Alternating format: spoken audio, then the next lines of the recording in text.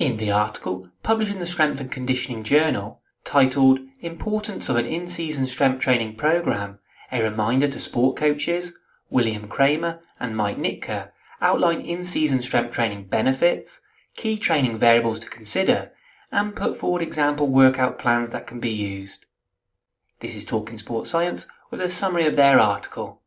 First of all, in-season programs are important as they help prevent detraining by linking the pre-season and off-season training, which forms a crucial part of player development. They help prevent injuries through offsetting the damage from sports with high degrees of body impact by strengthening muscle and connective tissue densities, which help maintain higher tissue breakpoints. In-season programs also aid recovery from minor injuries and surgical procedures. They help maintain sport performance over the season, particularly those that rely on strength and power. Lastly, in-season programs better prepare athletes in multi-sport transitions for off-season strength and conditioning programs. Regarding in-season programming, typically 2 different workouts per week are sequenced appropriately between or among competitions that allow for 4 to 8 hours of rest before a competition, and it's recommended that the workout is not performed before or after practice, as the fatigue will limit its effectiveness, and training should not be in the early morning, such as between 5 and 7 a.m, as athletes are not fully awake, and so training early morning would place stress on the adrenal glands, affecting stress levels. In terms of exercise selection, whole body kinetic chain exercises, for example squats and power cleans, and injury prevention exercises, such as exercises for the rotator cuff and ankle, are recommended. And regarding volume, it should be dramatically reduced for strength and power exercises. For example, 2 to 3 sets with a warm-up set can be used, and for injury prevention exercises, 3 sets is suggested. A key factor for in-season training is to activate the high threshold motor units that are stimulated with high-intensity loading, which according to Kraemer and Nitka corresponds to an 8-rep max or less.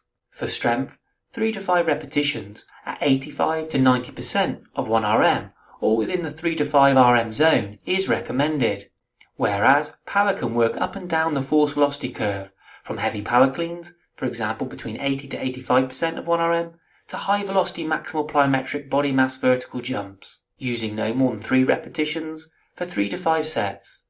Loading for supplementary exercises can vary as to which ones are chosen, and for rehabilitation exercises for the rotator cuff, care should be used to carefully load for a range of motion to enhance the density of tissues. Regarding rest, 3 or more minutes of rest between sets for heavy resistance and maximal power sets is recommended, and for sets done after the primary exercises, 1 to 2 minutes of rest between sets can be used for rehabilitation and other supplemental exercises.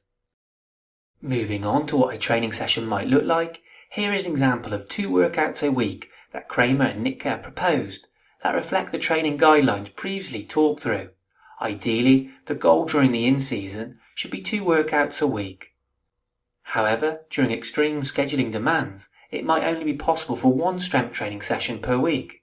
Despite general guidelines being put forward, it's important to highlight that each individual needs to be carefully assessed and modifications made to evaluate the loads and progression of training over time.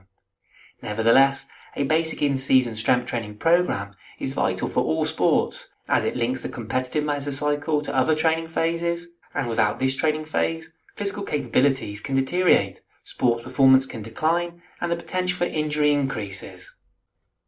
And that concludes this presentation. The link to the full article is in the description. Thanks for listening, folks. See you next time.